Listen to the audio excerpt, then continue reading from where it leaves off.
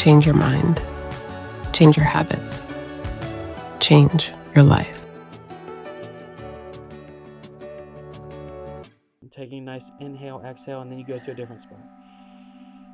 So it looks hilarious. Maybe do that in private, but what we're literally doing, so you have your sinus, the muscles in here.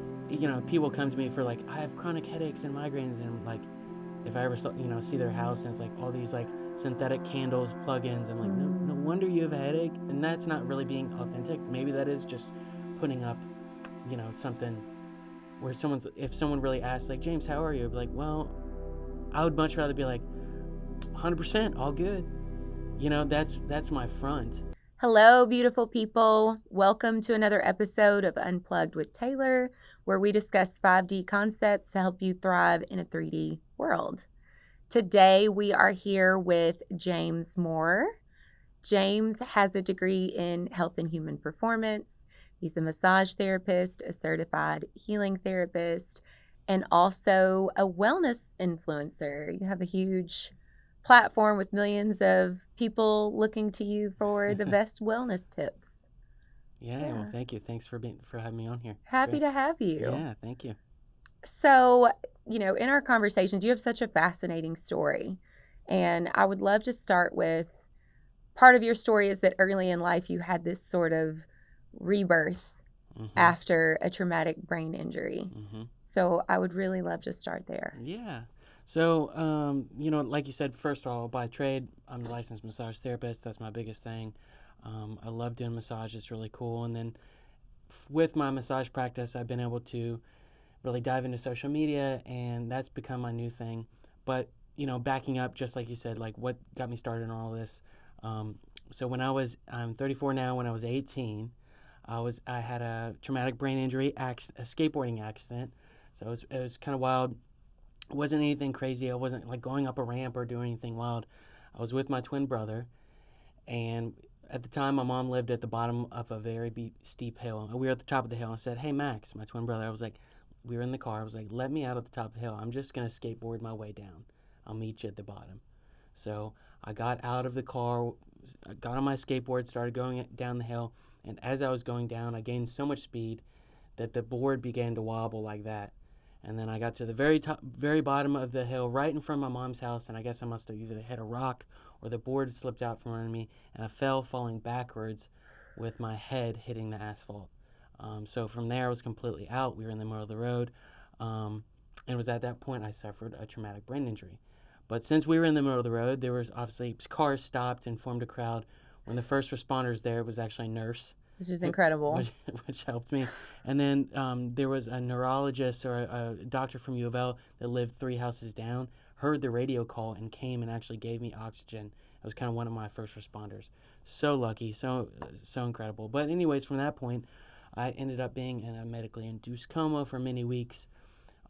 It was about a month later. My first memory was waking up as a patient at Fraser Rehab. I didn't know who I was, where I was.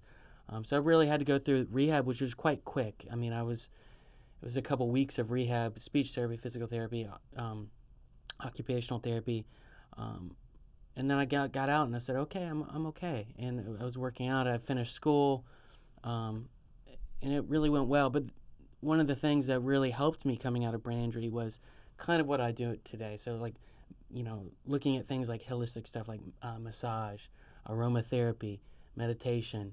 I'm not a yogi, not into that, but I like it. And all those things really led me to what I do today. So long story short, I had this brain injury, was a patient at Fraser Rehab. I was always into bands growing up, always played music. That really helped me come out of the brain injury. I felt like I had to identify as a TBI survivor. I could be like, no, I'm a musician. That was something else to help. It was a couple years had passed, about 6 years, and I said, you know what? I would love to work at Fraser Rehab one day. That's where I recovered. And so that's when I went back into school for that, and I just started out at Fraser Rehab just doing motivational speaking, telling my story of brain injury. So then a decade passed, and I had worked at the hospital for almost a decade. I worked just down the hall of where I recovered, and it really meant a lot to me. and that's where I started feeling these or getting these other certifications. So I did healing therapy, which is like energy work. I went to massage school, got my massage license, and that all kind of led me to where I am now. Although I'm obviously not at the hospital anymore. I'm self-employed, doing my own thing, but that's my life story in 10 seconds. But yeah, all those things really helped for sure. That's an incredible story. And you know me, I'm like, as soon as you told me that, I was like, that's divine intervention if I've ever heard it. Like, what a confirmation that you have this greater purpose to help other people, that, a neurologist was down the street, Right. like It's a nurse crazy. is the first person to get out. And that's incredible. I ended up writing him, the doctor, like a letter a Yeah. couple years later, and was like, "Thank you so much. Like, you saved my life." I never heard anything back, but it's just like, thanks, universe. It's No crazy. Yeah. kidding. So, what really drew you to energy work? Like, what part of that were you like, oh, there's something to this, and like, I have an aptitude for this? Yeah. So at the time that I was working at the hospital, there was this healing therapy program, and it was presented in the hospital to use. In the hospital in Fraser Rehab, it's a hospital that specializes in brain injury, stroke, and spinal cord injury. And I was in the spinal cord medicine program. So that's some heavy stuff that people are dealing with. And so at the time, this program that I became a part of is all about healing therapy. How they described it, hey, these are relaxation techniques. We didn't want to use, hey, this is Reiki, this is energy work. We wanted to make everyone feel comfortable. So it was like a holistic way to help someone, whether they're inpatient and they're close to their deathbed, or they're outpatient and going through a hard time. Like, anybody can do it. These are some energy work or relaxation techniques that anyone can use. And I think, so I got that certification, went through it, and I loved it so much that I ended up being one of the leading practitioners for it. So now I was an instructor of the program. So now anybody in the hospital that wanted to come in and learn how to be a healing therapist, I would be teaching it. I just really enjoyed it. But I think it went so well with massage. Massage, generally everybody knows what massage is. Of course, it's relaxation. You help people muscles relax. But if you add this energy aspect to it, like, if you're giving someone a massage and you're thinking about what I need to do in the next hour, they're going to feel it. But if you're giving someone a massage and you put intention into it of whatever it is, the person's also going to receive it as well. And I think it goes so hand in hand. So, like, if you're attuned to that person while you're giving the massage, instead of not being present, if you're Right. attuned to them, and you can really sort of tune into where the tension is, where they really need to be worked on the most. Totally. And like, even just doing, like, not even placing your hands on the person, but just being in that energy space sometimes. And I have a select clients that I do that with. So when I left Fraser Rehab, it was right around COVID time. I was like, I don't want to be in corporate healthcare anymore. So I'm going to start my own business. And I already had this more wellness business previously, but technically it was a massage business, but I didn't want to call it more massage. It was more wellness because it included massage therapy, healing therapy, and wellness coaching. Those were all things that I was certified in, and it was like this. I wanted this like wellness whole package thing. As I was starting, I left Fraser and I really went full time right after COVID. I was like, I'm gonna rebrand it a little bit. I'm still more wellness, but I'm a massage guy because I didn't. The years that I was doing energy work, healing therapy, I got really not tired, but it's so much easier to explain what massage is. Hey, I'm a massage therapist, this is what I do, but it's harder to explain energy work sometimes. So I just was like, I'm gonna offer it, but I'm not gonna advertise it. I'm not gonna sell it. So yes, I do energy work in my practice as a massage therapist, but for some reason I really wanted to get away of calling it that. You know what I mean? So that is basically my biggest goal with this platform, with this podcast, is to help people understand what energy work is. Everything is energy. It's not woo-woo, made-up, magic, witchy stuff to say that everyone is surrounded by an electromagnetic field. Like, that's scientifically backed, proven, validated, whatever, if that's what you need to, believe in something. And I mean, anything in working in, and you correct me, but my understanding is if you're in that close of a proximity of someone and you're interacting with their body like that, that's an energy exchange. Massage in general is an energy exchange. For sure. So what you're describing is an attunement and really tuning into their energy and using your own energy to, have a more personalized Right. healing experience. Like, Yeah. so the idea that people are so, I don't want to use the word afraid, but like put off, Mm-hmm. like you said, by that concept of energy work, like it's snake oil or like it's this made Right. up thing. I mean, my goal with this platform is to always help make that like the accessible bridge of how those things, if you want to, base everything in science, there are several ways in which that's scientifically backed. No, definitely. And so if you're thinking about the concept of massage, it's a really weird thing. More in America than anywhere else. But it's like, where else would you go, and you meet someone, and within 10 minutes you completely undress and get on a table, and so it could be a lot energetic for people. Some people aren't comfortable with that. Obviously as a massage therapist, professionalism that helps, but having this like being aware of energy is going to help the person on the table relax even more and be comfortable, and you know what I mean. Well, and So, your energy is important. for sure. If in that position, if you come in and you're, even if you're not speaking, if you're tense that day, if you're stressed out, if you're agitated, if you're anxious, I might give it to that you're, person. yeah, Exactly. exactly. Yeah, so it's a big deal. Well, I think you have good energy. I appreciate it. Thank you.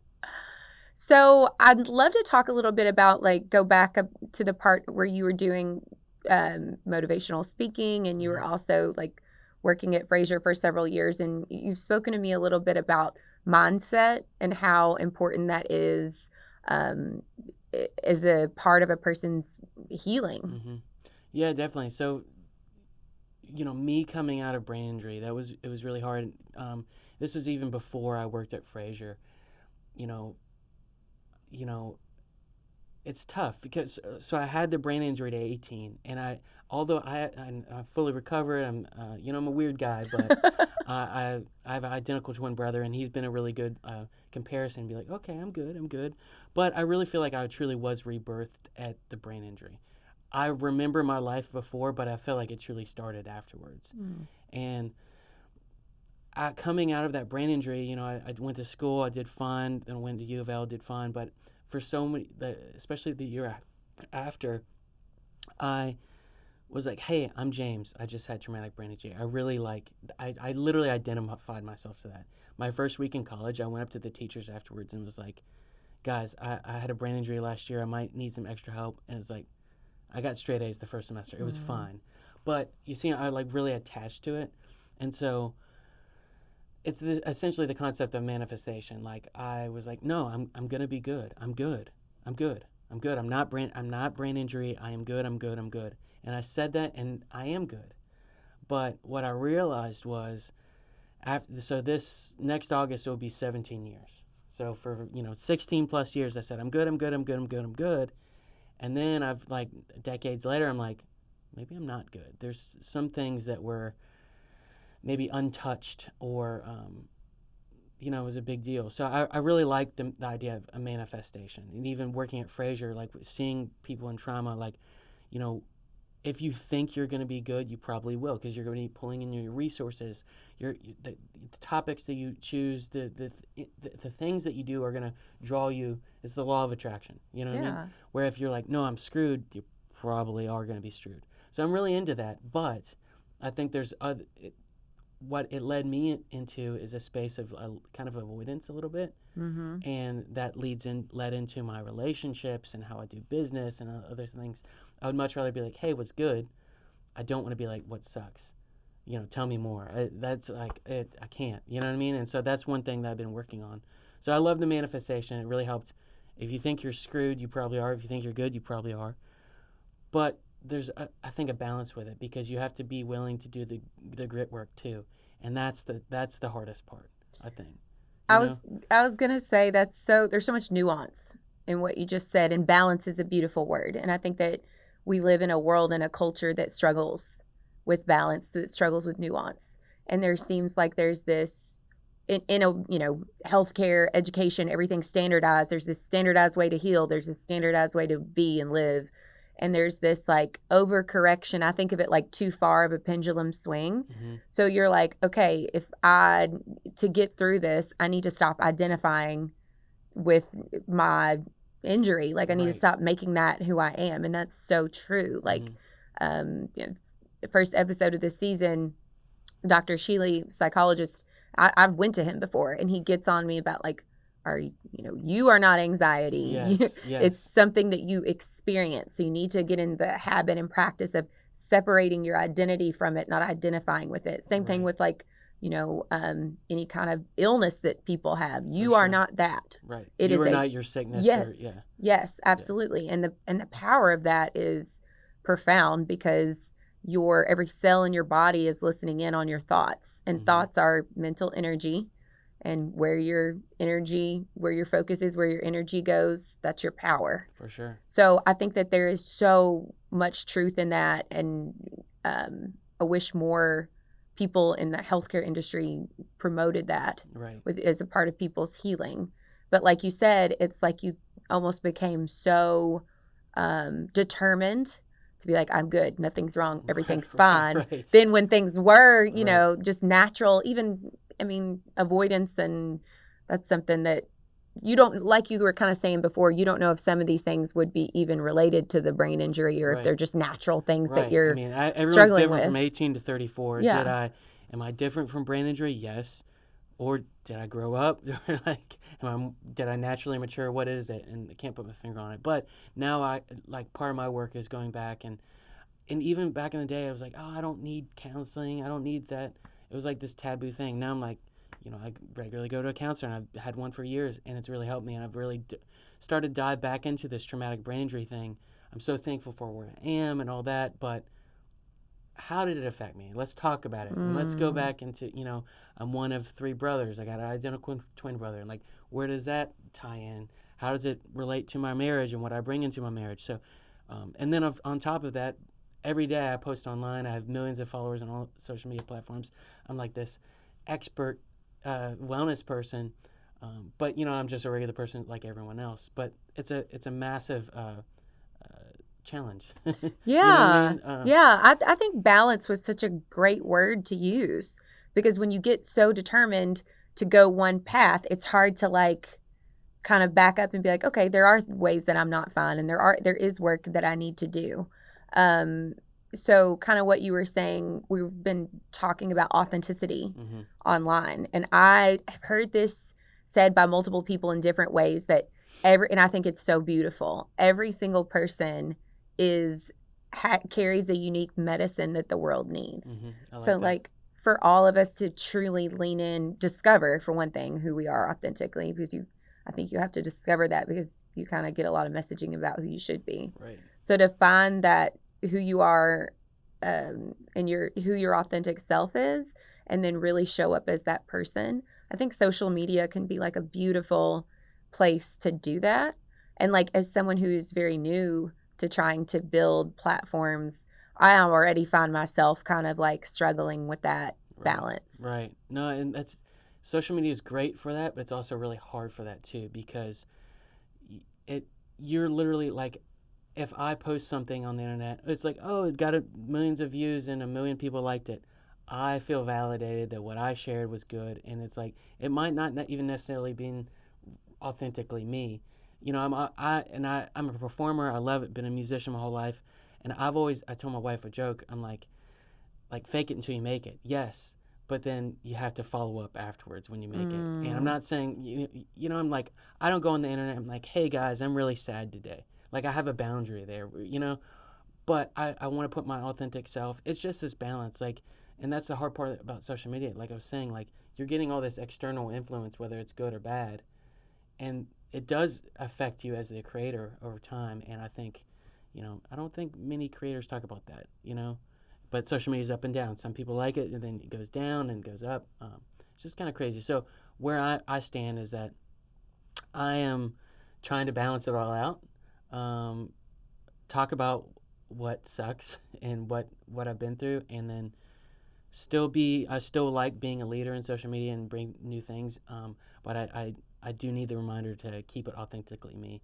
I was telling you earlier, about a year ago, I was posting a lot of stuff that wasn't really necessarily mine. I was sharing a lot of other people's stuff. It was doing great. I was getting, gained a couple million followers in like 6 months, extra million. And then my wife came to me and she was like, James, your page kind of sucks right now. She's like, it's not. And I thought about it, like I wasn't helping anybody. It wasn't even it wasn't truly me. And so over this last year, I've been really able to like start creating content that is me. I do it. I want to help people, and I feel like it's just like any job we were talking earlier. You can really get away from that, lose your purpose and why you're doing this, and that's why I'm on social media. I want to help people and share my message and stuff. So, but it's definitely hard.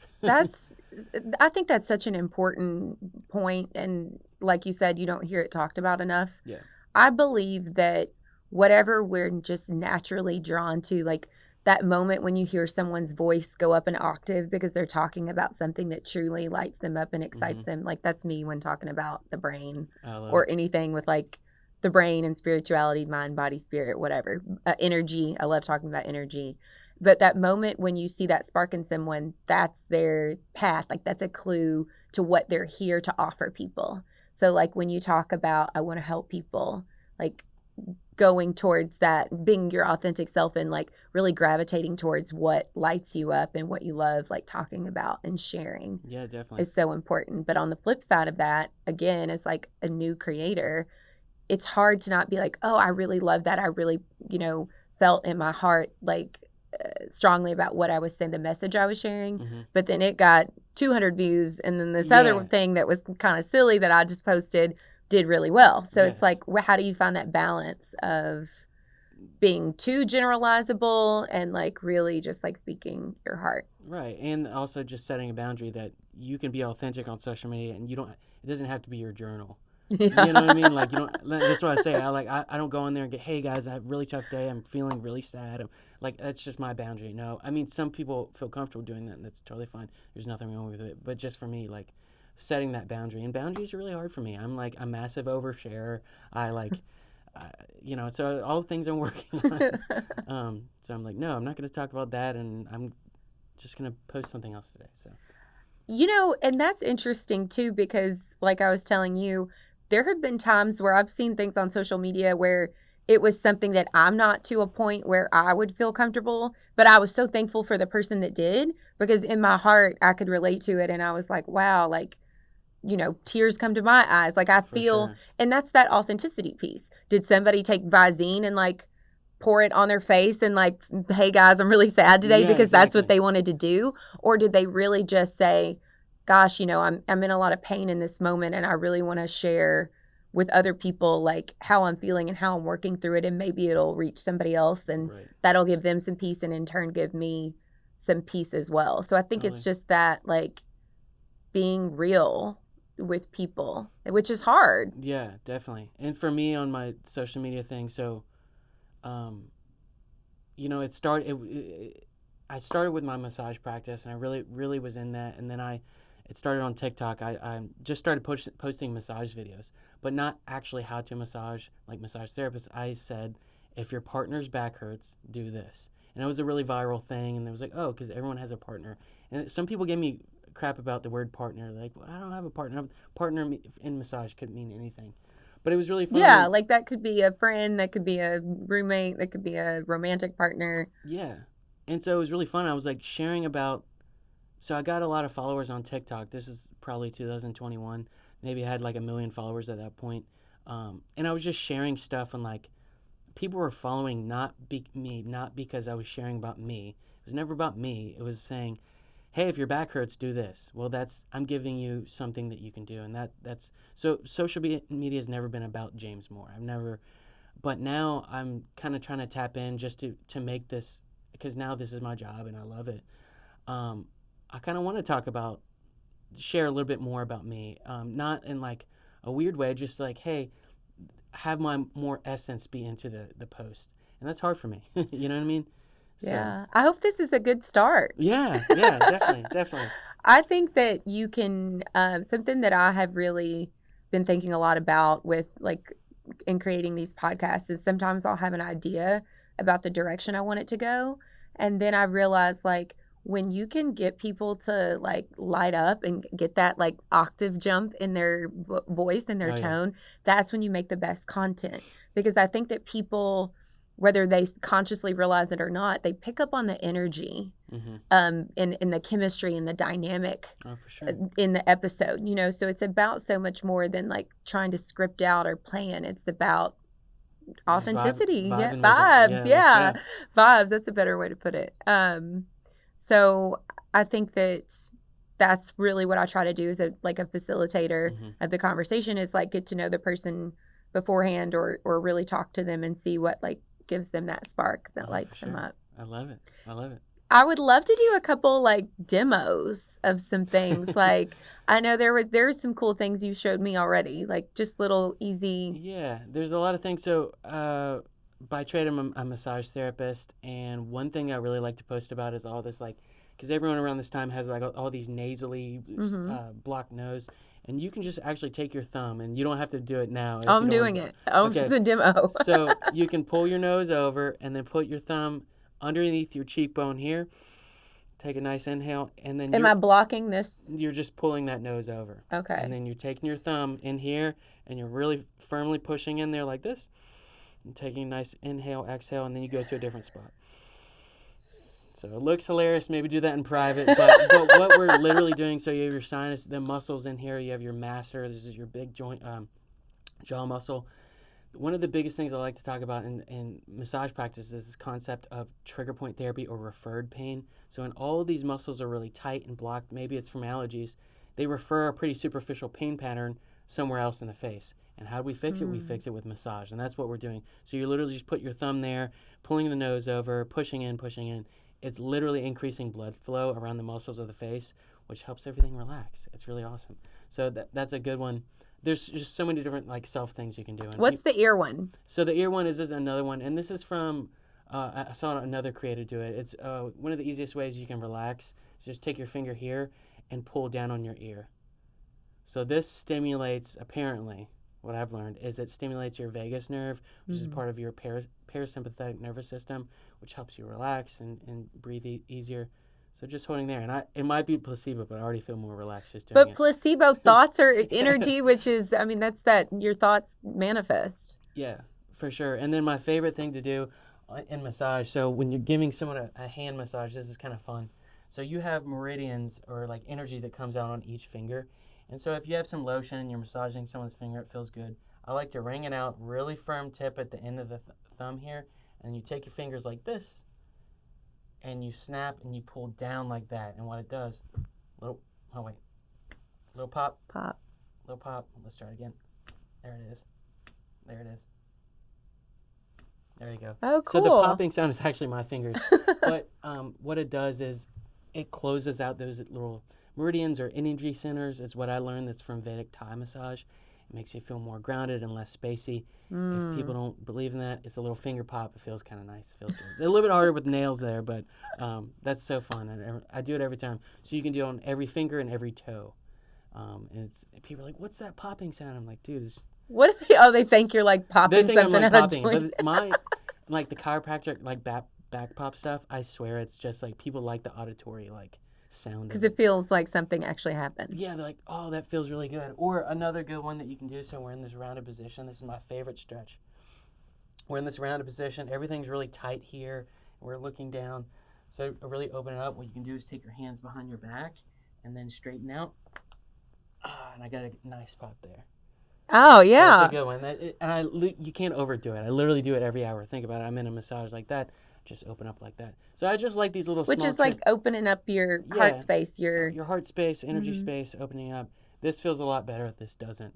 But so much everything we do is in this rounded position. But those are just some fun little things I like to post about, and it's perfect for a 5-second post, which is all I do. So I love what you said about being grounded, because I think, again, like explaining what that means. And I have the kind of brain that I need to, like, I would be the person that came to you and was like, "Why are you doing that? What is that? How does that work? Why does that work?" Yeah. But once I understand the why, I'm so excited to like explain it to other people, because I'm like, if you were me before I understood this, I know how you feel about being like, I can't wrap my head around this. And like for me, the concept of being grounded, like I'll go outside and put my feet on the earth Oh, and yeah. stuff like Let's that. get But it. yeah, but if you're in your head a lot, and you're in your head when you're anxious, you're agitated, you're ruminating thoughts, Hmm. intrusive thoughts, like The chatter. The yeah, chatter. Yeah. all when you're that. in this busy brain space and you want to get back into your body, that's what being grounded is. It's Mhm. getting out of your head and back into your body. Yeah, definitely. I'm really into essential oils and aromatherapy, and that's kind of one of the things. So you have like base notes, which are like cedarwood, vetiver. These are really earthy. Those are like really grounding aromas, whereas something like wild orange would be more like a high note. And it smells good, makes you feel good. But even my stepson, when he was little, my wife would douse him in vetiver oil before school, and he hated it. But it helps. It literally that and like cedarwood and things. But it helped him ground him down and be like less up here and more down here. I don't know the science behind it, but it smells good. I mean, there totally is. I mean, it's your, but aromas make a big deal, and I love it. I'm all about the essential oils. You really helped me because I had not thought about this, and you were like, because I was telling you, I think that I have Glade plugins. And I was like, screw people that have Glade Why would plugins. you have Glade plugins? And when you said it, it made so much sense. I took them all out immediately because you're like, that's chemicals that Oh, yeah, it's that are toxic as hell. that You're you're breathing taking in. in your skin, absorbs everything. My dogs. So you were like, no, get like go to Whole Foods and get like some essential oils. Oh, for sure. I And- think they make essential oil plugins. You gotta Okay. check it on Amazon, which might be better if Yeah. you don't want to do that. But people come to me for like, I have chronic headaches and migraines, and I'm like, if I ever see their house and it's like all these like synthetic candles, plugins, I'm like, no wonder you have a headache.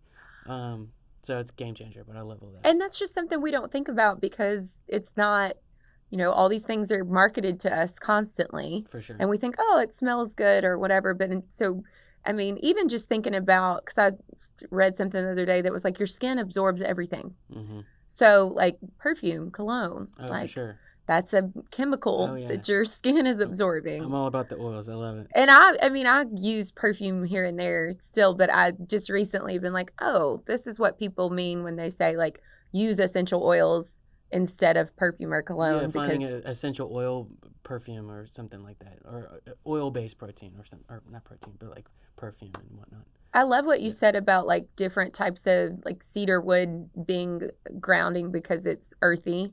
It's like an earthier For sure. oil. Yeah, and I learned, this is something that I learned in the healing therapy program. We talked all about essential oils and how to use them, and even when I was working in the hospital, I would bring a diffuser into my little room. I was literally doing this stuff in a closet in the hospital, and I made my own space, and I would just, people would come in and they would come out smelling amazing. Everyone talked about it because the hospital's so sick. It doesn't smell good. It's so toxic. I literally would bring my own soap into the hospital too. Really? Yeah. Tell what kind of soap? I had like hand eczema from like always washing my hands, so I wore gloves all the time, and that hospital soap was so damn toxic to me. Like it would just like break me out. Like I would just get really itchy. So I went to Whole Foods. I got this African black soap, and it is so good, and I love it. And I would have it in the back little of my office, and I was really bummed because I came in one day at the hospital, and one of the cleaners stole it. I was like, damn it. What? Yeah. I was like, this is great soap. It's It a smells sign good. this is good stuff. Yeah, for sure. I'm all about it. I have recently switched to like the research I did was to find like a body wash that was more natural. Oh, I've switched out my like detergent that I use to something more natural. I think like for people that are just slowly, because it can be for me, it was overwhelming. Like I have a friend that's really into that kind of thing. Like she won't, non-toxic pans, all the things. So when she would start telling me, it would overwhelm me because I'm It's like, like, well, I that's a guess I'll lot. just throw out everything. Yeah. So I have just slowly started making shifts, just small like swap outs, if you will, and just kind of using the rule of thumb of the more natural something is, the better. The further away you get from something's natural state, the more toxic it probably is. For sure. And all of that impacts your mood, it impacts your health. Just like you would look at the ingredient list on foods and you don't want For something sure. that has, 30 different ingredients on there, or I've heard the rule of thumb of if there's more than 5 things that you don't know what it is, don't Yeah, get it's it. like Something you can't pronounce. Like every time when I rarely go to the mall and I'm walking through the beauty thing, I'm like feel dizzy. I'm getting a headache. I just don't see how people work in it. I guess you get used to it, but like all the perfume, all the products and stuff. It's like, wow, this is really intense. Or I just went to Brown County, Indiana, me and my wife, and we went to this candle shop, but it was like it was like a really like the candles were way too intense. I was like, woo, instant headache. And I told my wife, I was like, how do you even work in there? I can't do that. It sounds like you're sensitive. Maybe this is related to my brain injury. Oh, I guess this is an important thing. For about a year and a half after my brain injury, I lost my sense of smell. So maybe this is why, because now I can smell now, but it's like, I think it's good. But maybe that's why I pay more attention to aromas and stuff. It came back with intensity. Yeah, I'm like. That's one of the clairs that you can have. It's like your sense of smell can be one of your, like your. Everyone, they say that everybody has this like sixth sense that where they like can really it's like an intense knowing or feeling or seeing or whatever. Smell is one of them. It's a less common one. I was listening to another podcast the other day, and they were talking about that, like even with like memories or like energy with someone, like a smell. We don't think about it, but like you might smell something that would bring you. It's kind of like music, you hear a song that you listen to as a kid, and it drops you straight back into that moment. I think aroma is kind of like that too. I've heard that smell is most closely associated with memory. Like sometimes, and so like when they say to get woo woo on you for a minute, they say that like, and I've just read this in a book.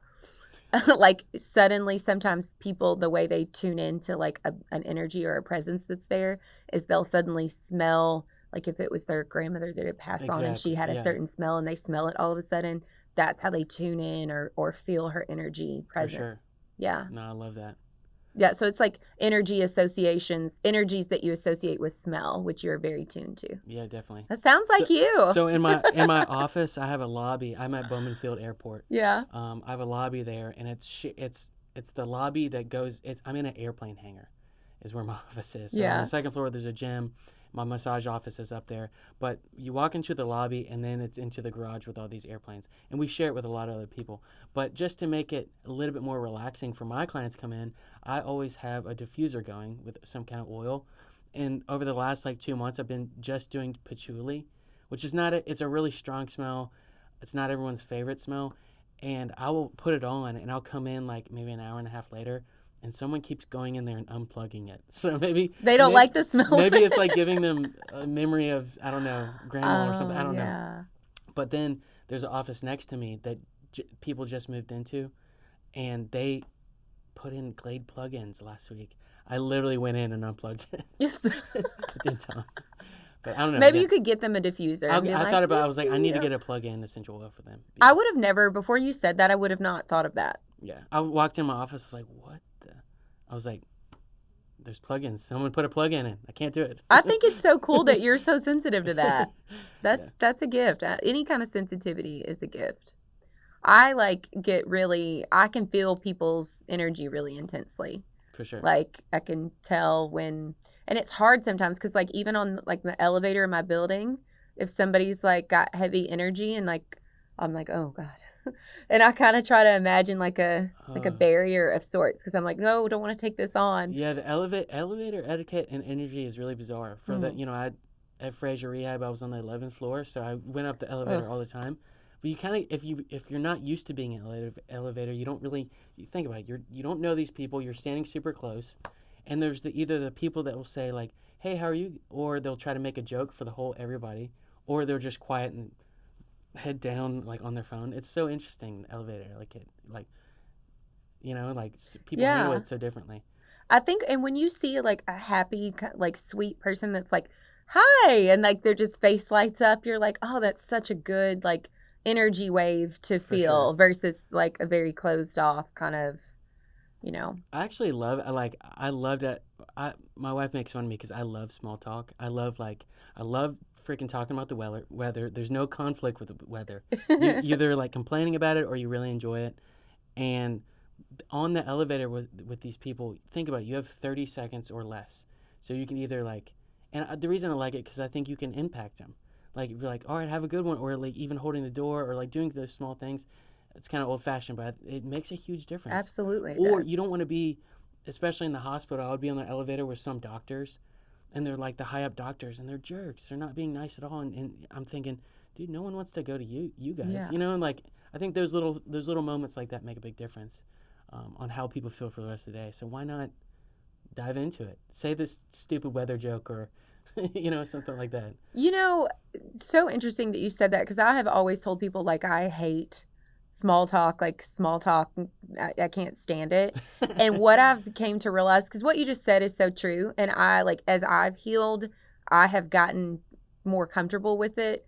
I think that before small talk, I wanted like authentic connection, but like maybe didn't know how to be like vulnerable enough to achieve that. So small talk just felt like hiding behind this Yeah. mask. But as I've like done my own internal work and, you know, created those connections, and I have that fulfillment in my life, if you will, it's easier for me to just have like casual conversations with people. And like you said, I think it's just a really nice energy exchange. Yeah, and maybe that's why I love it, because I'm an avoidant person. I would rather, like, you know, for the long, and maybe this is coming out of brain injury too. Like, I had so many one-liners. I hear you, 100%. Let's get it. I hear you. Let's go. That's my easier, and that's not really being authentic. Maybe that is just putting up, you know, something where if someone really asks, like, James, how are you? I'd be like, well, I would much rather be like, 100%, all good. You know, that's my front, and I like that because I don't actually have to dive into what's going on with me. I don't know. No, So- that's a great And this point. is an aha moment for me right now. I'm like, oh, okay. That's why I Yeah. don't like small talk. Shadow work. Yeah. What do you think, like, what has been your process for trying, because obviously you're aware of that, which is a huge first step. So what has kind of been your process of trying to break through some of that? As far as like diving into the nitty gritty of things that need to be dealt with. Like, you know, yeah, the avoidant tendency. Well, I mean, it's an everyday thing. You know, just, Yeah. everybody has their thing. I think my wife's really helpful on me for that, really pushing me to be better and not fall into the same, you know, toxic traps that we can do, especially relationship wise. But you know, for me, just it's all with like the lifestyle. Like everything's together. If I'm putting fitness first, then I'm gonna be less likely wanting to drink and do bad behavior. If I'm on point with my food, that's gonna be more motivating for me to go to the gym and do all that. And then if I feel good on those areas, I'm probably going to be more excited and happy about going to therapy and talking about the nitty gritty stuff.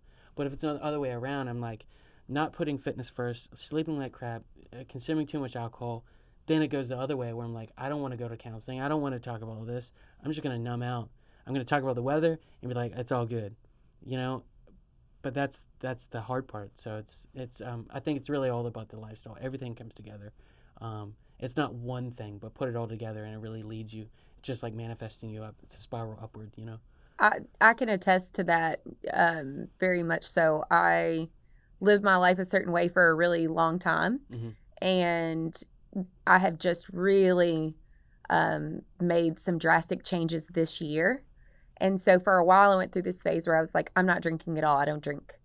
And then I was like, okay, like there's nothing wrong. I never had a problem, like, well, define problem. I was using alcohol Yeah. as a numbing for way to sure. numb, and also I would get really overwhelmed around big groups of people. So like drinking socially, I would drink a lot socially, and then feel like crap the next day and like not eat, you know, be totally off your regular diet. The anxiety, the depression, the guilt, Anxiety. yeah, all of it. It's such a gross feeling. Yeah, it is terrible. And so I kind of came around to like, there's nothing wrong with having a glass of wine at dinner, or like if I go somewhere, like having a couple like seltzers or glasses of wine or whatever. And this week, a lot of like holiday parties going on, a lot of things going on. I actually had 2 different nights where I was drinking wine, and more than I would have liked to have probably. Mm-hmm. And just the overall crappy feeling the next day, it was like, couldn't even fully like put into words, like not just physically, but like mentally and emotionally. Oh, for sure. And it was such a good comparison, because I think you like teach yourself less. That's what life is. You teaching yourself lessons. Mm-hmm. So it was just me being like, okay, instead of like being angry at myself, just acknowledge this. Like acknowledge that. Think about what it feels like when you like eat clean and when you get your workout in and when you wake up early and when you're like, have your process where you get up and you have a slow morning versus how you feel right now. Right. Like I told you last night, I was like, got out of the house right before they closed and went and did cryotherapy because I was like, I feel like crap. Like, and you feel better after yes, probably? Yeah. Yes. Oh, I would love to talk about that because I know you said you have a process with sauna and cryo. Yeah, I did a great collab with this company called Redwood Sauna. They're amazing. They have outdoor saunas, and so I have an outdoor sauna at my home and a cold plunge from them. And so every Sunday, my brothers come over. We call it our church, and we, sometimes everyone comes, but sometimes it's just one of my brothers. But we do about an hour total. We do the sauna, and then we go back and forth between sauna and cold plunge. It's in Louisville. It snowed. What is it? It was Sunday morning. There was snow on the ground, so the cold plunge was like hella cold. Could barely be in there for like 15 seconds, but they call it like contrast therapy. So you're doing sauna, cold plunge, back and forth, and it felt so great. I loved it. A couple years ago, actually on my honeymoon, we went to Mexico, and there was a really nice spa in a resort that we stayed, and they had that where it was like they would put you in a sauna for a little bit, and then you went into a cold plunge, and then you went into a hot tub, and then a snow room, literally snow, and you put snow on you, and then you get back in the hot tub and the sauna. So it was like back and forth for like an hour or so. Game changer. I felt so relaxed. So I was like, dude, I need that at my house. I wonder what the reason behind that is with the going back and forth between the extremes. Yeah, so when you're in the hot, your body's trying to cool down, and obviously when you're in the cold, the body's trying to heat up. But put it together, I mean, there's a whole bunch of science. Huberman Lab, or Andrew Huberman, goes into a lot more scientific detail than I need to. For anybody that wants to, I post this stuff and be like, oh, give me the science. I'm like, guys, look it up. Look it up. I'm just posting. Yeah. I love that would be me. I'm like, I love hearing which I've also come around to. Science is, some scientific studies are influenced by money, and there's a whole other thing there. And then also science doesn't have any idea of what, like, it changes every so often. So obviously we haven't reached the finish line when it comes to scientific discovery. And in fact, I was watching a podcast, quick side note, last night where the guy was talking about, this has been coming up a lot about, I think it's called string theory. Okay. But it's basically the idea that when you're not observing something, it's a concept and it doesn't actually exist. It's like everything is energy, and when something's not being directly observed, it doesn't actually exist. And this has been like scientifically proven through physics. I back it. Yeah. So basically and I hope I'm not messing that up. I know I got the concept right. I think it's called string theory. But basically, that scientific discovery has unraveled everything that we know about science, is what this guy was saying. And so it was like basically scientists, it's like that kind of threw a wedge into everything that we've thought that we knew. God, so that can get you in the mood. Yeah, right. Well, kind of just backing up, one thing I thought about in terms of alcohol and like getting off on the trends and stuff. One of the things that I talked to my counselor about is that and this is so classic, but it was good for me to hear, is that, it's hard for me to think about my future self. And I think for me, and, as I'm presenting myself online as in this really health and wellness, like, expert space, but, I'm a human just like everyone else, and I don't always make the best decisions. But through the day in, day out, like, I need to think, what would my future self want? Mm-hmm. You know what I mean? And that's so hard when we have our chatter and everything, that you can be like, no, I need this now. This is going to, I drink coffee to wake up. I drink water because I'm thirsty. I drink alcohol to get somewhere else, or I smoke weed to feel a different way. It's always about, it's self-soothing and getting me out of this present space that I want. But if I can pause and say, what would my future self in 3 months, what will my future self feel about this situation? And the second I do that long thing, I'm like, wow, I feel better. And I don't necessarily need to do the whatever activity I'm doing or the self-soothing thing, good or bad. And that's really hard. Yeah. But I think just me knowing that and trying to remember it or journal about it really helps. Is my future self going to like what I, how is your future self going to feel about this? And like if you're on your deathbed tomorrow, are you going to worry about it? Or in 6 months from now, are you going to worry about it? Or is what you're going to do going to make you feel better in the future? And if the answer is no, it's probably shouldn't be, Isn't that funny how we sort of like personify a concept to like really help it make sense to us in terms of like decision making? Like when you just said that, it made me think about, for one thing, it made me think about my vision board. So that's your vision, is what you're doing right now, leading you to the vision. Mm-hmm. And also like when it comes to relationship stuff, I have to be like, what would you tell your little sister? Somebody that I like love so much, and like, or what would you tell a close friend? Mm-hmm. You would tell them that that's not, what the road they should be going down, or they should, protect their boundaries, or Right. that, they deserve better than that. So like, I guess kind of like, why do I have to look at it that way? Yeah, that's tough. It's so much easier also to be like, to look at third party and be like, yo, you shouldn't be doing that, but can you do it Yeah. to yourself? That's the hard thing. Exactly. That's the work. That's the work. But I definitely think that like paying attention to like staying out of shame cycles, because anything that you shame is just gonna that's just gonna dig the hole deeper, and any part of you that you shame is gonna hold on tighter. So I really try to fight shaming myself when I'm not perfect, Mm-hmm. but also being like, okay, how do you feel right now versus how do you feel when you do this or make this decision? And that helps. And too. one thing that I've been kind of working on, at least with my counselors, like having shame, but what actual feelings, and how do I act on top of the shame? What comes out? Am I really angry, or is it what's deeper? You know what I mean? For every emotion, there's probably something above it and something below it. And I could be pretty reactive in relationships and stuff like that. Why is it because I'm on the deeper level, like feeling shame, or am I like sad about something? Am I like what is it? And that's the hardest thing for me to figure that out. Like not be like, can't speak, especially in relationships. Like it's so easy to be like, be arguing about the plot. Oh, this happened. No, this happened. Who's right? Who's wrong? But to remove that and be like, what are these emotions here? Are we dealing with shame, and under it is actually like sadness or hurtness, and is it presenting in anger? That's the hard work. What's triggering me? Yeah, exactly. Or what am I really feeling? Is it, what's the grief? What's the sadness? Yes. Like what's beneath because anger is a protective secondary kind of For sure. emotion. And then like even my counselor was like, we've had talking this thing out like that, and he's like, and what's below that? We're talking about feelings. I'm like, he's like, and what's the feeling below that? I'm like, oh my God, this is it's like, but there's always a deeper layer, and but it's pretty liberating when you get to that deepest layer and you say, you have that aha moment, left brain, right brain comes on, and you're like, I feel better. Yeah. You know what I mean?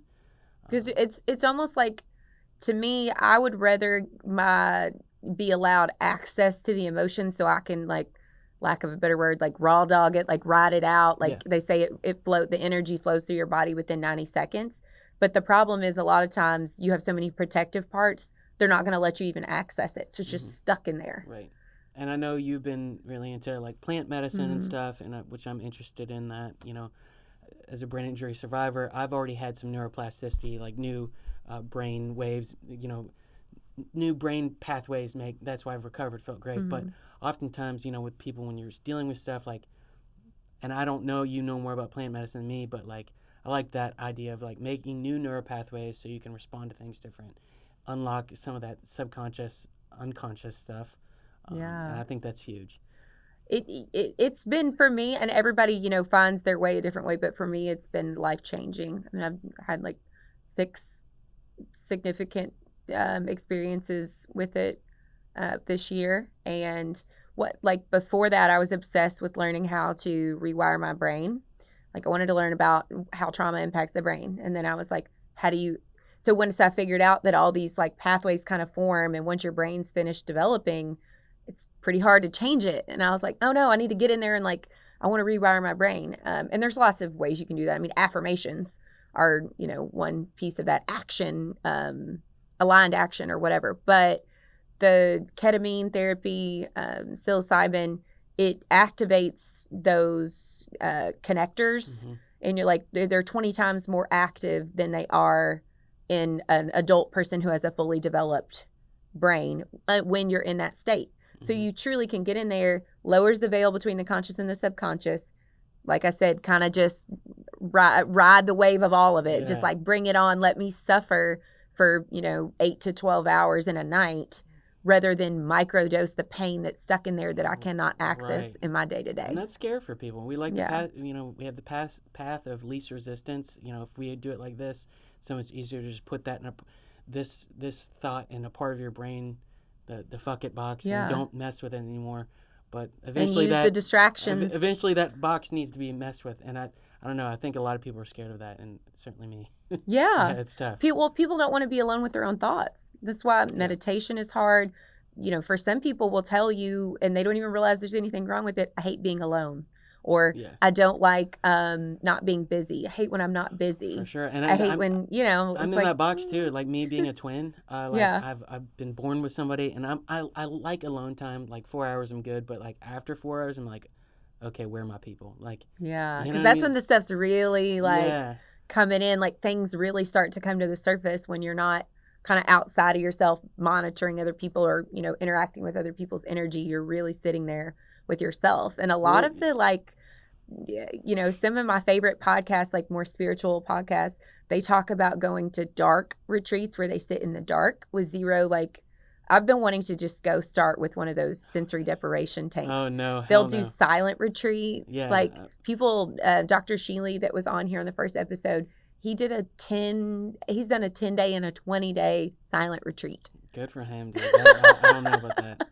Yeah. But my goal is to just start with a sensory deprivation tank, because I want to get to the point in my practice that, like, basically, I mean, all the answers come to you. For sure. All the things like that were plaguing you that you couldn't seem to figure out, like once you sit in stillness and clear out all the noise, like everything comes to you. Even for me, like, being okay with alone time and not feeling like I have to pick up my phone every, I can pick it up. It's 99 messages, on social media.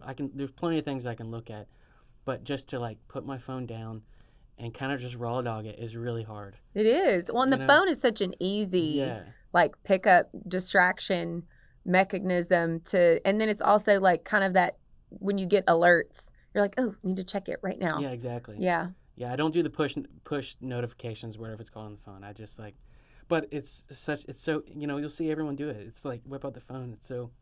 I'll catch myself. I'm like, what are you doing? Like I was telling you, sometimes I'll get sucked up in some of the like drama on things when I'm Googling something about a celebrity and I'm like, what are you doing? Who cares? Yeah.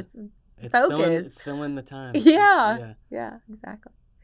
Well, James, I'm so happy that you came in today. I think this has been so important. I've learned a lot. Is there anything else that you want to share before we close out? No, thank you so much for having me on this podcast. Definitely, if you like this conversation, definitely follow her, follow us both. And, subscribe. Yeah, subscribe. We'll put your information and the resources. And if people want to get in touch with you, is social media the best? Social media is the best. Instagram's the easiest just because you can direct message me. That's what people like. I don't know if you saw my messages. I see every message that anybody sends me. So that's fun.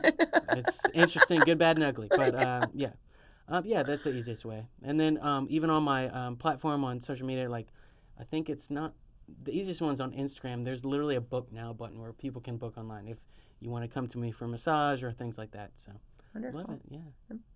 Thank you. Until next time.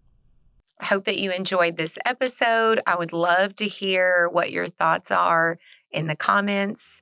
Be sure and hit like and then subscribe so that you don't miss an episode.